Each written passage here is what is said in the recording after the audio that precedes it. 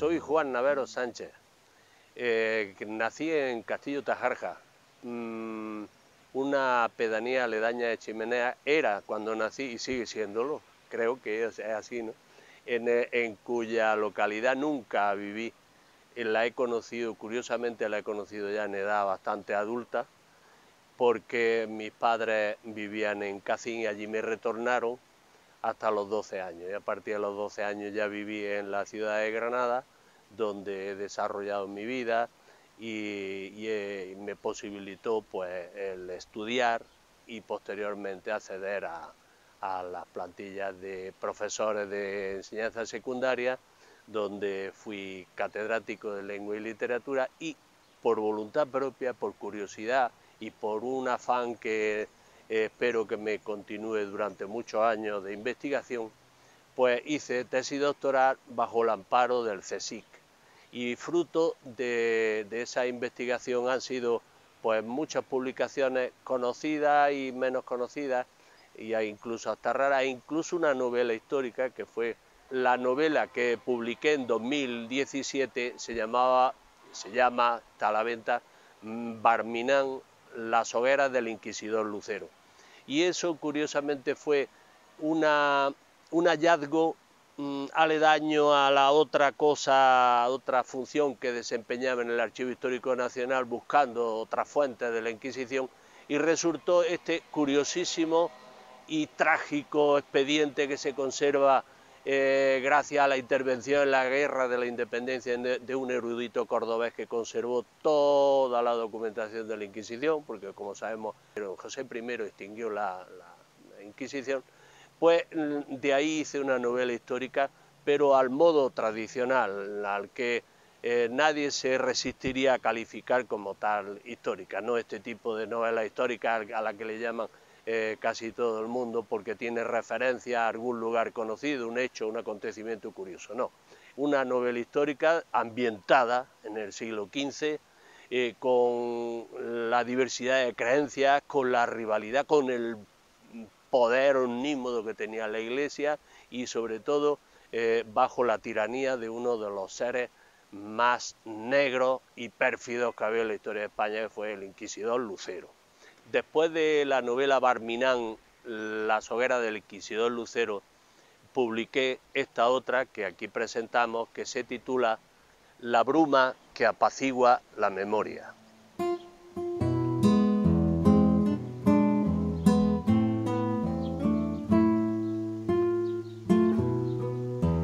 La bruma que apacigua la memoria es el título, como decía, de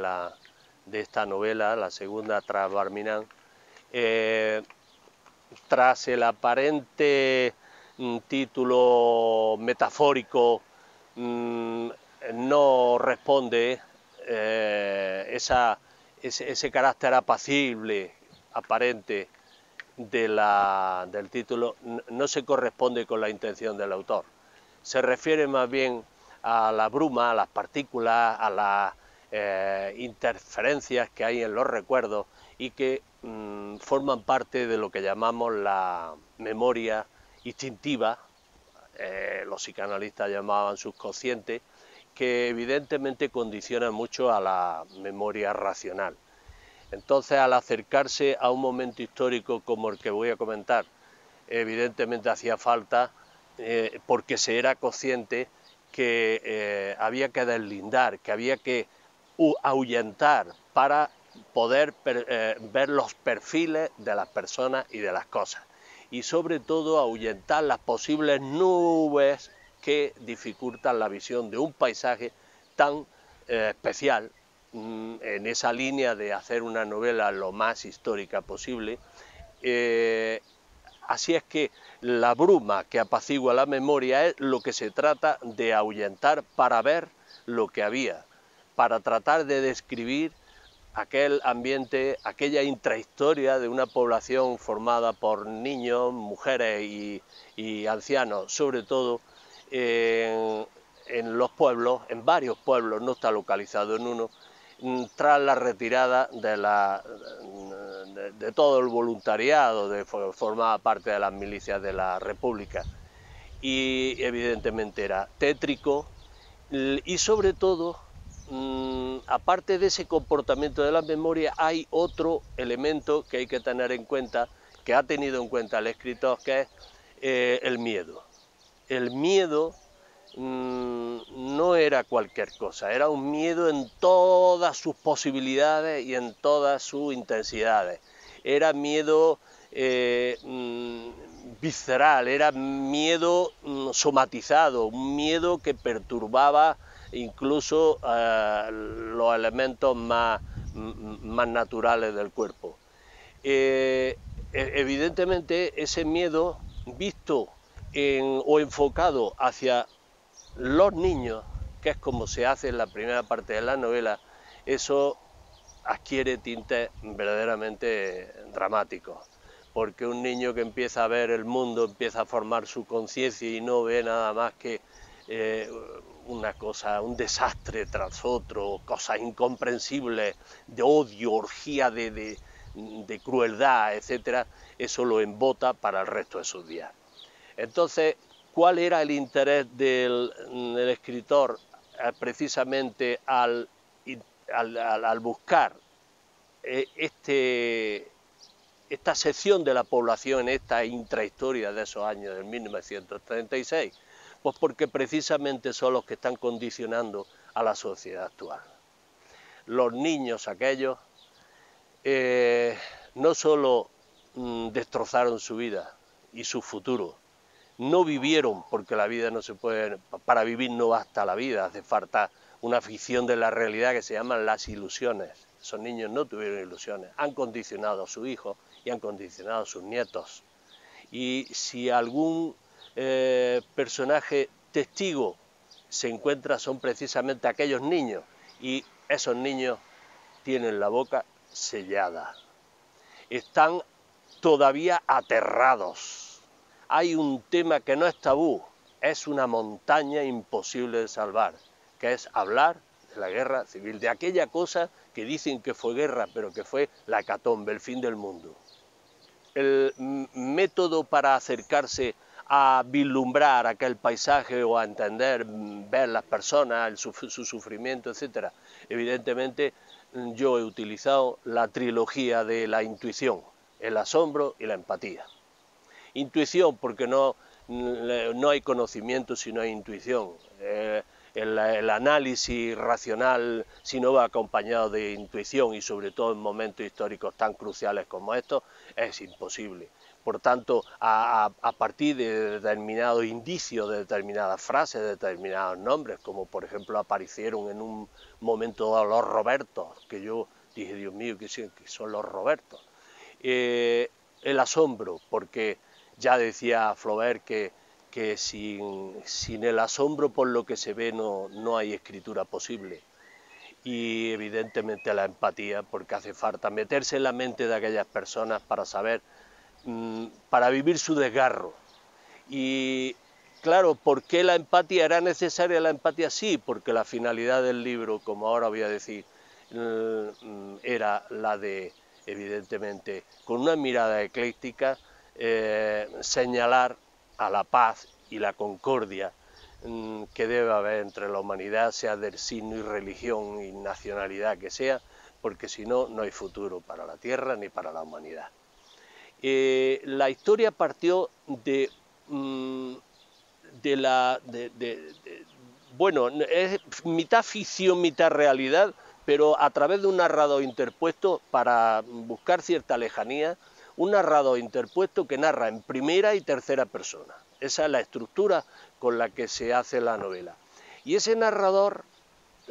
cita a una fuente, una señora y niña entonces, que le entrega una pistola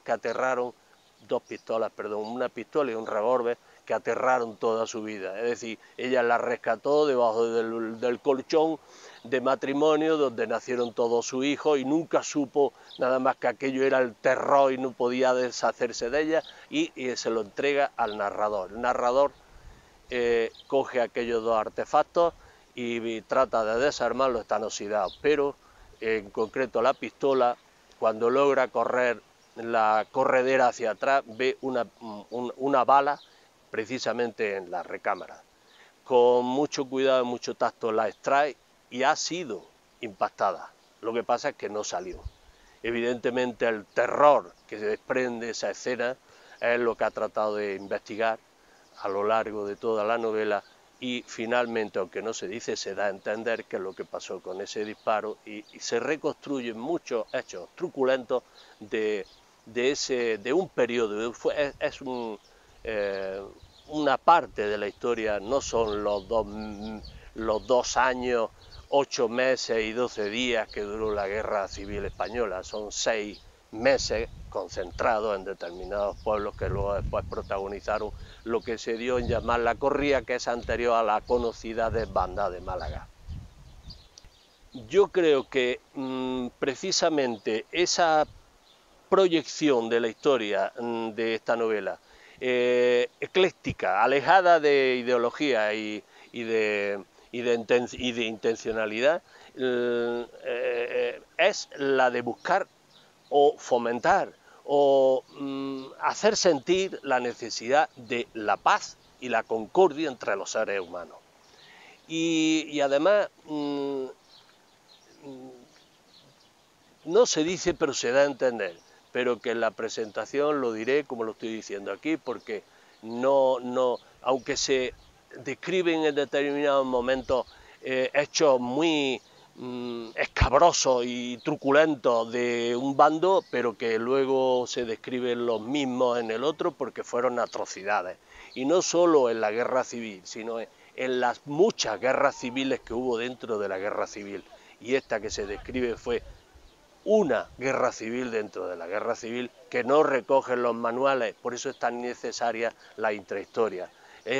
Pienso yo, modestia aparte, que es de donde nace la necesidad de novelas de este tipo, porque los libros de historia no se van a ocupar nunca de esas pequeñas, no son batallas, no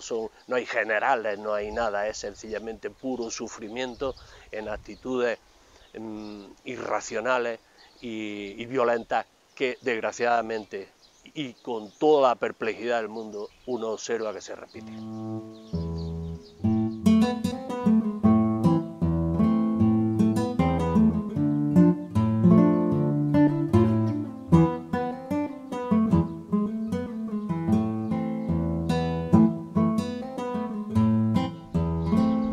Queda por tanto claro que el título La bruma que apacigua la memoria es precisamente la que se ha tratado de apartar, de ahuyentar para ver con más claridad unos acontecimientos históricos que no ocurrieron solo en un pueblo, sino que ocurrieron en otros muchos, porque el gobierno de la República dio permiso a los anarquistas para que mitigaran las hambrunas después de 2 años de sequía que se produjeron en España. La publicación de La bruma que apacigua la memoria ha sido por la editorial Nazarí, en cuya página web la podrá conseguir todo aquel que quiera leerla, e incluso a través de la misma editorial podrán hacerme llegar las opiniones, comentarios, y yo encantado, profundamente agradecido, le contestaré. No obstante, el viernes 27 se va a presentar, evidentemente a quien lo adquiera allí se lo puede llevar dedicado, y allí me acompañará un escritor, profesor, amigo mío, Rafael Vidarte, que como conocedor de la técnica narrativa, incluso de la novela, también podrá responder a preguntas en él. Y antes de acabar quisiera expresar mi agradecimiento no solo a la sala que nos va a acoger, a la editorial que vuelve a confiar en mí y a Rafael Vidarte, que ya lo he mencionado, sino a todas las fuentes a las que le agradezco en la bruma que apacigua la memoria, que dice lo siguiente: a los hermanos, hijos y nietos de aquellos niños que fueron las víctimas más dolorosas de una guerra nefanda, fratricida e inútil como todas, han sabido conservar las escasas filtraciones de aquellas bocas selladas por el horror y posibilitar la catarsis que deberían provocar las conmovedoras historias de sus vidas. Muchas gracias a todos.